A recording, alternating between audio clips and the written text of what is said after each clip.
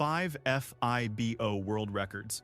We are not talking about simple career highlights or a few trophies gathered over a decade of international play.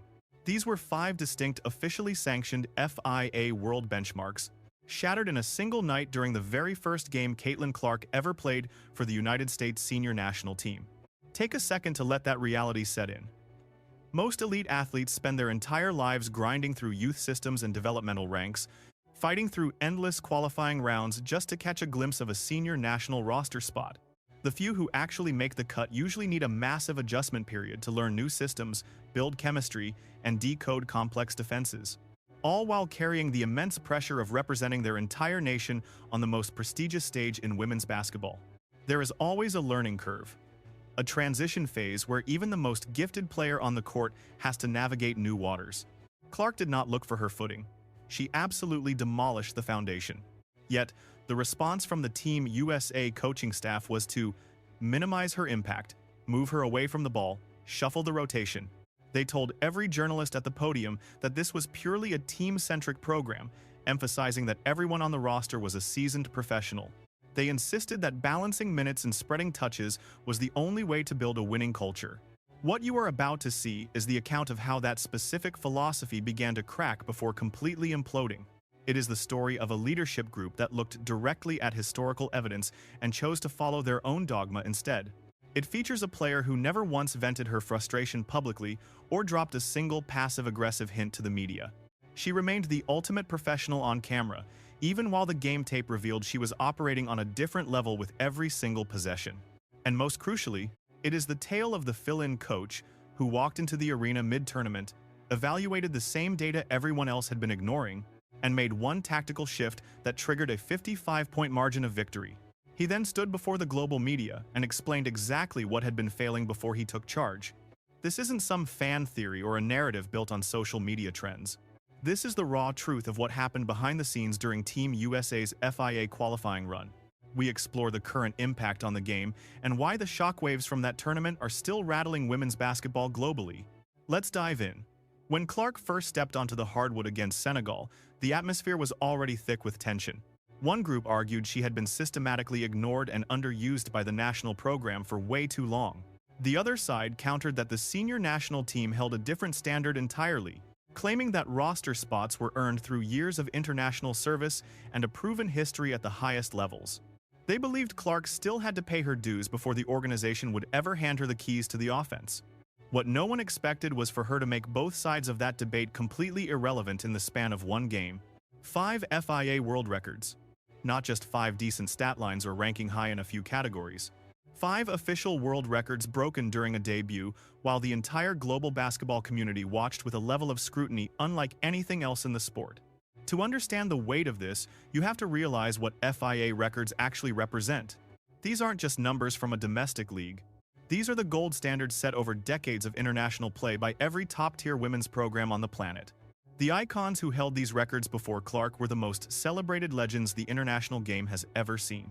Some of those milestones had remained untouched for years. Clark walked into her first appearance and completely dismantled them, passing, shooting efficiency, pure statistical dominance at a level that international women's basketball had never witnessed in a single game. When you consider the context, her first game at the senior level with 0 transition time, the scale of what she did to Senegal becomes almost impossible to process through a normal basketball lens. This wasn't just a lucky shooting night where the ball kept falling regardless of the defense. It wasn't a case of a weak opponent giving up wide-open looks to pad the numbers. This was one player proving she is the most dangerous offensive engine on the planet, accomplishing it in a high-stakes setting where every move was measured against the entire history of the sport. The basketball world should have seen the writing on the wall. We'd just witnessed a feat so rare, the game had no historical blueprint for it. On that court stood a phenom who just demolished every existing metric, proving she lived in a stratosphere far above everyone else in the arena. The next step was painfully clear. Construct the entire scheme around that spark. Turn Clark into the primary motor, letting her vision dictate the flow while her teammates feasted on the chaos she created. Yet, that reality never materialized. Kara Lawson entered the USA qualifying rounds, anchored to a rigid strategic playbook she refused to deviate from. Spread the wealth across the board. Carve up the minutes equally among a locker room stacked with seasoned veterans. A collective brand where no individual name outshines the crest. On paper, such a philosophy carries a lot of weight. Success on the global stage usually hinges on deep rotations, tight bonds, and perfectly synchronized team play. You won't find a single expert disputing those fundamentals in general terms. Having every pro contribute a piece to the puzzle creates a squad far tougher to break than one leaning solely on a lone superstar who, if neutralized, leaves the entire machine stalled. The fatal flaw in that logic, however, is the sheer reality it forces you to overlook. It demands you stare at 5 fresh world records and still conclude that the record breaker needs her minutes slashed just to keep the bench happy. It forces you to watch Clark function as an offensive powerhouse unlike anything the record books have ever seen, then decide that participation trophies for the rest of the squad are the higher priority. You end up worshipping a rigid blueprint while ignoring the actual results screaming at you from the scoreboard. Once the press began digging into Clark's usage after her historic night, Lawson stuck to her scripted narrative. This locker room is packed with top-tier professional starters. This is a collective effort. Everyone gets their moment. Those aren't tactical shifts. They're philosophical platitudes. There's a massive gulf between a vibe and a strategy. A real adjustment tackles what's actually happening on the wood and the logic behind it. It breaks down the exact defensive trap the opposition is laying, how Clark's responsibilities pivot to beat it, and the precise chess move dictating who plays when. A platitude just tells you the staff's feelings on equity, team bonding, and the warm, fuzzy feelings of group cooperation. Once the chasm between those lofty ideals and the actual game score gets wide enough for even a casual viewer to notice, the debate stops being about deep-seated beliefs and starts being about cold, hard production. The turning point for everyone watching from their couches happened when a journalist put Lawson on the spot regarding Clark's offensive involvement. It was a point-blank query with nowhere to hide. Yet, Lawson sidestepped it entirely, nodding to the question before retreating into vague team-first jargon, applauding everyone's supposed desire to trade personal glory for a group win, then promptly moved to the next mic. Watching that media session alongside the highlights of Clark's masterclass created a jarring sense of cognitive dissonance that was hard to ignore. The question was about a singular talent. Lawson's answer was an umbrella that covered the whole squad. That kind of deflection is purely intentional. It's a calculated refusal to address the actual heart of the inquiry. When you repeat that dodge over and over, despite history being rewritten on the court, it's no longer just a media strategy, it's a declaration of war against the obvious. But here is the massive detail the big news networks completely ignored. Without this context, you aren't even seeing half the battlefield in this brewing storm. Right there in that same inner circle, breathing the same air in the same facility, drawing up plans for those same matches, stood Stephanie White, the Indiana Fever's lead strategist, Clark's own pro coach. The same Stephanie White who, throughout the 2025 season, had implemented a scheme that often relegated Clark to the corners, cut her loose from the pick and roll, and favored a much slower, committee-based style of play. Consider the weight of that unified front. You had 2 separate leaders, one handling the national squad and one leading Clark's home team. Both were reading from the exact same script. Both seemed remarkably more at ease when their star wasn't dominating the ball. Both stood side by side, enforcing the same restrictive cage on the game's biggest draw and most lethal scorer at the very same time. That isn't just some random stroke of bad luck. That isn't 2 minds happening to reach the same conclusion through different paths. It was a synchronized effort to ground a high flyer. 2 collaborators were essentially reading from the exact same script across 2 separate stages of one athlete's journey. Hardcore fans weren't just being dramatic when they labeled the strategy an anti-Clark agenda. They were being observant. They pinpointed a recurring, verifiable trend that was dragging performance down in a very public way. The data was crystal clear. The film didn't leave room for debate. If you looked with an unbiased eye, the reality was undeniable. Hoops podcasts and fan forums were suddenly buzzing with one specific, nagging question. Expert analysts weren't debating if the trend was real, it obviously was, but rather if it was deliberate. Was this a deeply held tactical vision shared by both coaching minds? Or was a far more tangled web of motives dictating how Clark was being utilized at every turn? There wasn't a simple explanation, so the game tape continued to tell its own undeniable story. It captured the brilliance of Clark unleashed versus the stagnation that followed whenever they reined her in. Athletic data can be easily skewed. True students of the game know context is king. Efficiency figures mean nothing without looking at possession flow. Collective stats often reveal the system more than the player's actual talent. Real scouting demands diving much deeper than a basic box score. Even so, the events of this qualifier were so glaringly obvious they didn't need complex breakdown. It was plain as day. Whenever Clark took the reins, sprinting down court and dictating the tempo, controlling the pick and roll or feeding teammates, Team USA finally looked like an unstoppable juggernaut. Passing surged and clean looks started falling naturally. They weren't just chucking up prayers as the shot clock died. The dynamic movers thrived by reacting to her elite vision, playing like the world-class pros they truly are. The roster's execution finally caught up to their immense collective potential. But when they parked Clark on the wing or the bench, the offense transformed into a mess. Sets died before the clock hit 10. Ball movement froze because no central leader was reading the floor. Elite stars just stood around waiting for a miracle that this by-committee approach simply couldn't deliver. The difference was jarring. No spreadsheets were required. 30 seconds of footage told you exactly what was gone. The showdown with Puerto Rico made the disparity completely undeniable. Their zone defense cramped the floor a problem. Clark's high-speed style is literally built to dismantle. Rapid-fire passes and transition strikes fueled by her sheer gravity would have punctured those gaps instantly. That explosive edge vanished under the weight of a slow, overly cautious offensive system. Post-match, Clark dropped a hint her longtime followers recognized instantly. Move faster and break the zone sooner. Speed was the only way to beat their scheme. She chose her words with extreme care, desperate to avoid sparking a media firestorm. Her tone was flat, giving tabloids zero ammunition to claim she was attacking her coaches. Yet, those who speak the coded language of frustrated pros saw right through the diplomacy. Anyone familiar with how athletes mask their true feelings understood the weight of her message. Let me take control. Stop restricting me. We all know this collective performs at its peak when I am the primary catalyst. She didn't voice it explicitly or leak her annoyance. There were no shady remarks or public jabs. No cryptic tweets or interview games intended to force the coach's hands. She just clocked in, performed, and put up stats. The tape argued on her behalf every night. Suddenly, this wasn't just about hoop strategy anymore. Approaching the New Zealand game, out of nowhere, something hit that caught everyone off guard. Carol Lawson vanished, and it was not some tactical sideline swap for a single game. There was no stepping away memo or brief explanation, which you would normally expect from an organization like USA Basketball. Not a single official word or press release appeared on any channel the front office controlled. Her spot on the bench was simply empty. No health report, no news drop, nothing.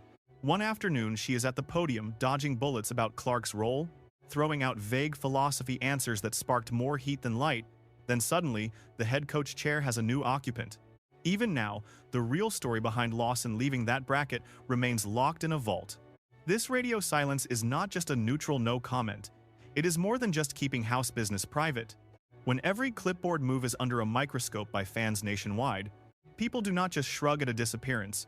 The vacuum fills with noise. The mystery becomes the headline, and anyone with eyes could see exactly what that silence was hinting at. The timing was just too perfect. They yanked Lawson right as the clash between her rigid benching of stars and the messy scoreboard became too toxic to ignore. Her replacement did not waste a heartbeat, naming Clark a starter before the New Zealand tip-off even happened. The shift was instant, absolute, and loud in a way you never see in the middle of a tournament. If a coach ghosts a major stage without a word, and the interim guy immediately flips the script on her most hated decision, a narrative starts writing itself in permanent ink, regardless of what the front office wants. Her absence screams. The pivot screams even louder. The choice to say nothing at all? That speaks volumes too. It might not be the official version, but it is far from nothing. Without a formal statement, the die-hard analysts are going to connect the only dots that make sense. They will conclude that the internal war over how to use Caitlin Clark finally blew the roof off the building. Stepping into that chaos was Nate Tibbitz, the Phoenix Mercury's lead. No warm-up lap, no grace period to find his feet, no long night studying the old playbook before tearing it up. He walked in as the interim and pulled the biggest lever available before the first ball was bounced. He handed Caitlin Clark her starting jersey. There was no board meeting or a long debate about it. No hand-wringing over rotation, equity, or fairness to the rest of the roster. No worrying if jumping Clark over the vets would kill the vibe. Tibbitz looked at the cold facts, the film, the stat sheets, and the undeniable record-breaking proof that had been staring everyone in the face since day one. He chose the logical path. Here was the starting group he threw out against the New Zealand squad. Kelsey Plum, Caitlin Clark, Paige Buchers, Ryan Howard, and Angel Reese. 3 seasoned pros who knew the international grind. Plus 2 phenoms whose specific talents skyrocket when a world-class playmaker is pushing the pace and feeding them right where it hurts the defense. All 5 clicked like clockwork, needing zero explanation at all. This was not some "let's try something crazy" lineup. This was a coach identifying his weapons, knowing their strengths, and building a unit around the one player who makes everyone around her 10 times better. It was a no-brainer. It was immediate. The fact that it took an interim swap mid-series to make it happen exposes a lot about what the old regime was actually focused on. Team USA crushed New Zealand 101-46, a 55-point blowout against a team that was not exactly weak and had been training specifically for this matchup. Clark spearheaded the team's surgical precision and playmaking, unleashing the high-octane flow that defines her signature style. Fast break windows swung wide open at a frequency entirely unseen during the stagnant era of the previous regime. Every pass carried lethal intent. Clean shots emerged from a natural cadence, replacing those frantic, buzzer-beating prayers. Points piled up exactly as they should in a tailor-made ecosystem where players thrive. No solo heroics were required to fix flaws, but rather a unified strike led by a visionary conductor whose instincts ignited scoring lanes for every other player on the hardwood. To the seasoned observer, it felt as though an entirely different roster had materialized out of thin air. Same jerseys, same faces, same exact pool of talent, yet finally utilized in roles that made sense. They sprinted at the elite tempo required to finally unlock the dormant, championship-level ceiling that everyone knew this squad was capable of reaching. However, the tournament's most explosive revelation didn't ignite until the final whistle fell silent. Truth surfaced after the buzzer. Nate Tibbitz approached the microphone to utter a truth that is virtually taboo among the coaching elite. Stripping away the usual diplomatic insulation, he confessed bluntly and directly that the prior strategy had been a total failure without any protective phrasing. He described the rotations as having been shuffled far too often. He admitted the squad lacked sufficient time to bond as a unit. Then, he singled out the starting core, Clark, Plum, Buchers, and Ree to praise them, and Howard specifically, declaring this unit the blueprint for the future while honoring the unique spark each individual brought to the table to ensure the squad functioned at this elite level.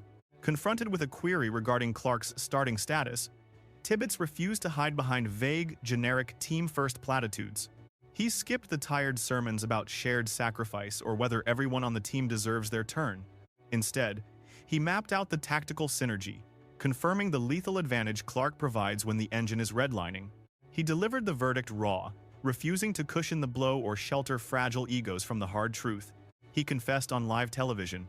Standing before a global press corps with every major outlet watching, a head coach essentially admitted his predecessors had fundamentally botched the handling of the Caitlin Clark situation. Such honesty is rare. There exists a sacred, unspoken pact within elite programs across the globe, a code never written down, but understood by every insider. You shield the former staff. You use vague riddles that leave plenty of room for multiple interpretations. You lean on cliches like, "We are exploring various personnel mixes," or "Each matchup dictates a specific strategy." You signal a pivot while carefully avoiding any mention of the wreckage or the person who was actually responsible for it. You never stand before the world's cameras and announce that your franchise cornerstone was being criminally mismanaged. You do not name rosters, pinpoint specific players or adjustments, leaving no doubt about the sheer incompetence of the prior regime. Yet, Tibbitz tore up that script anyway. His words caught fire across the basketball landscape instantly, not just because they were truthful, but because of the raw gravity behind such a public admission. Most raw sports interviews are forgotten within the hour. This went viral because it validated the analytics-driven experts who had been screaming from the rooftops for 1 year. The scheme failed Caitlin Clark. It prioritized a philosophy that viewed her as just another cog, rather than the reactor fueling the entire machine. Now, the tight-knit coaching fraternity has a public, definitive indictment from an active leader echoing those exact, long-held sentiments. The messenger's identity is massive. This was not just a fan. This was not a podcast pundit or a retired legend fishing for social media clicks. This was a current professional leader on the global stage, fully aware of the grenade he was unpinning, choosing to incinerate the former staff's handling of the roster's most lethal weapon. You cannot unring that bell. No follow-up interview or PR spin can dilute the power. It is etched into the history books now. And that official record is the only thing that truly defines what this shift represents for everyone involved. This chapter's data is now set in stone. The receipts are in. Every second of film and every stat line is available for anyone to scrutinize. When Clark orchestrates the floor, dictating the tempo and carving through the lane, she fires passes that dismantle entire defensive units before the opposition can even think about rotating. Her transition game moves at a breakneck speed that paralyzes decision-making. Team USA hit heights never seen before. Look at the assist tallies, the scoring precision, and those massive blowout margins.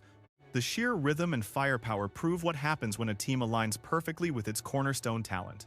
But strip that power away, dilute her touches, and lock her out of the primary playmaking role, or kill the tempo just to satisfy some outdated, committee-driven strategy, and the drop-off becomes a glaring red flag for any informed observer. It wasn't just a small drop. It was a glaring, undeniable crash that bled out the scoreboard. This isn't some fairy tale spun by superfans to justify a bias. These are cold, hard facts from the pinnacle of global hoops, etched in stone during a single qualifying run. The coaching circle cannot look away from this reality. The heavy hitters at USA Basketball cannot ignore the truth. The organizations employing the coaches who made these calls cannot unsee it. Most notably, Stephanie White, who manages the Fever and trains Caitlin Clark daily, simply cannot unsee these results. Now, a haunting question looms over every move concerning Clark's future. Will these findings actually spark a change? The proof of her ceiling versus the proof of her being stifled must find its way back into the professional world that messed it up to begin with. Let's be real.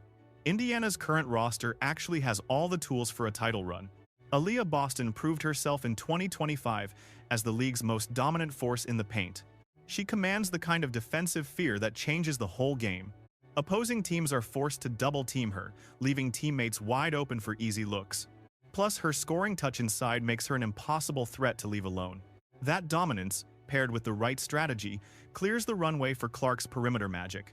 The link between a monster post player and a genius floor general isn't just a theory.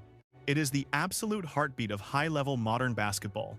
Putting Boston and Clark in a system that maximizes their individual superpowers creates a lethal duo that most WNBA squads would find completely unguardable. Sophie Cunningham adds a totally different fire to the mix, bringing a gritty edge and ice-cold shooting that saves the day when the box score stays quiet. Cunningham is exactly the kind of weapon that thrives in a high-octane Clark offense. She is a nightmare for defenders even without touching the ball. She stretches the defense to the breaking point. Her raw intensity levels up the whole roster. Imagine her in a system where Clark finds her in stride. The defense would never recover, and Cunningham would become a specific headache for every opposing coach. We haven't even seen this potential fully tapped at the pro level yet.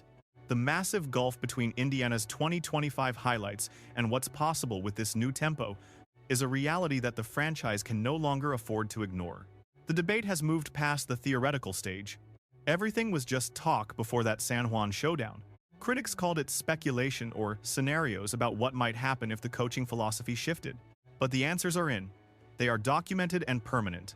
Under new management, the same star delivered a 55-point win and shattered multiple world records. Compare that to the old, sluggish half-court grind where she practically begged for more speed. Forget the ambiguity. The hard truth is now etched firmly into the scoreboard. The real story behind Carol Lawson's sudden exit from the roster remains locked behind closed doors. Rumors will continue to swirl until we know if internal clashes over Clark's role sparked the fallout. The sequence of events practically begs for scrutiny, especially with the lightning-fast strategy shift and the deafening silence from officials leaving everyone to guess at the truth. Should Lawson eventually reclaim her spot at the helm and tries reviving that restrictive early-season style, the progress Tibbitz sparked turns into a battleground rather than a blueprint. That electric synergy between the starters, the undeniable proof of what happens when this squad finally hits its peak, and the interim leader's blunt admissions about previous failures, all of it is up for debate again.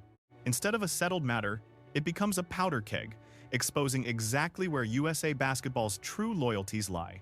It is not about the polished image they sell to the fans, or their hollow claims of chasing excellence for 2028. It is about what they choose when the pressure is actually on. Conversely, handing Tibbitz the permanent whistle would send a message just as loud. If the powers that be witness the sheer dominance of Nuck, this recent run, and decide that this aggressive winning formula is the path forward, Then Clark's position as the centerpiece becomes ironclad, a fact that cannot be quietly undone without a public outcry. Securing the job after a 55-point demolition with Clark fueling the fire isn't just a hire, it's a manifesto. It transcends mere talk, bypassing corporate PR to signal a structural shift in how the Clark era will define this program. This choice carries more weight than any coaching carousel in recent Olympic history. The 2028 Games in Los Angeles offer the biggest stage women's basketball has ever seen on American soil. This is a golden chance to pivot the entire sport's commercial future, riding the massive wave of hype already built around the league. It's about the Clark phenomenon, specifically the sold-out arenas, and the unprecedented ratings the game is currently feasting on. Every single thread of that momentum will collide on that Los Angeles stage in a way the sport has never experienced. That 55-point beatdown with Clark at full throttle was a tantalizing glimpse of what greatness could look like. That is the high-octane team the Los Angeles crowd is desperate to witness. That is the version that will pull in the massive TV audiences, that force networks and big-money sponsors to finally bet big on women's hoops for the long haul. It is the payoff for years of grind, the viral highlights, and the explosive growth of the game.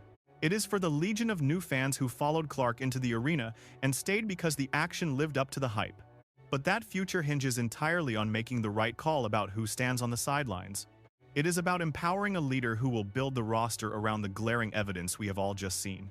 Regressing to that sluggish, overmanaged style from earlier in the qualifiers would be a disaster.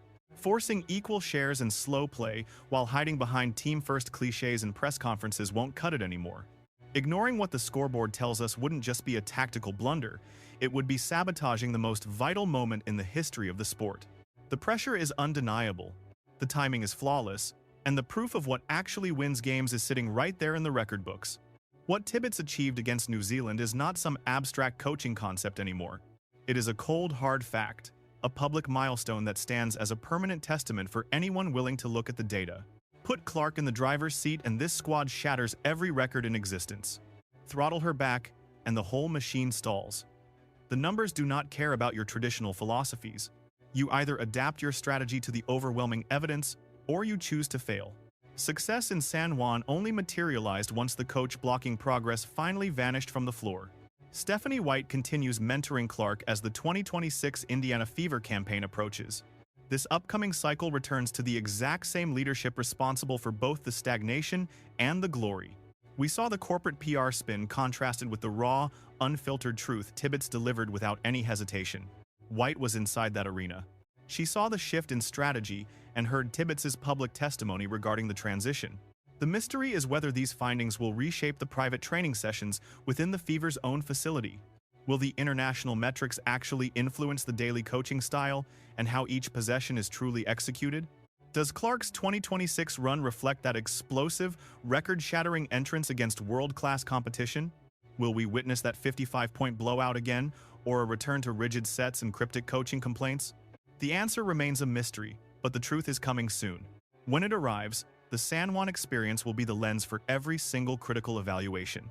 One vital chapter remains unwritten, centered on the decision for the national team's permanent head coaching position. It will be defined by the upcoming 2026 Fever season. It depends on the eventual explanation for why Kara Lawson was missing from the New Zealand game.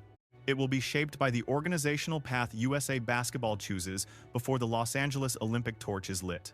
Every choice moving forward will be weighed against the dramatic events of this qualifying tournament. Every strategist and coach, every basketball titan must now account for the clear evidence of what this specific player can achieve. Total freedom creates an unstoppable offense, while taking that liberty away causes the entire system to fail. Women's basketball has always featured titans. There have always been icons whose individual brilliance far exceeded the tactical systems they inhabited. This moment is unique because the contrast has been recorded with such cold, undeniable precision. An interim leader confirmed on the record exactly what the game film was already screaming.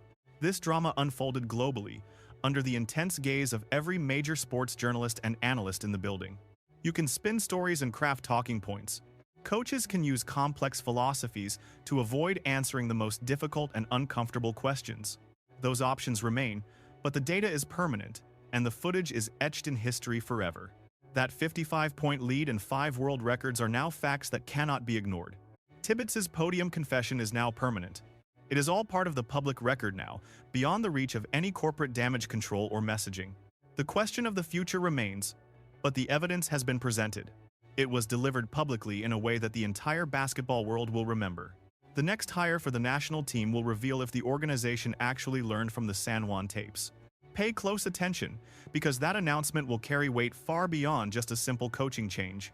The Fever's 2026 opener will be the ultimate proof of whether any real growth occurred. That test nears than most realize.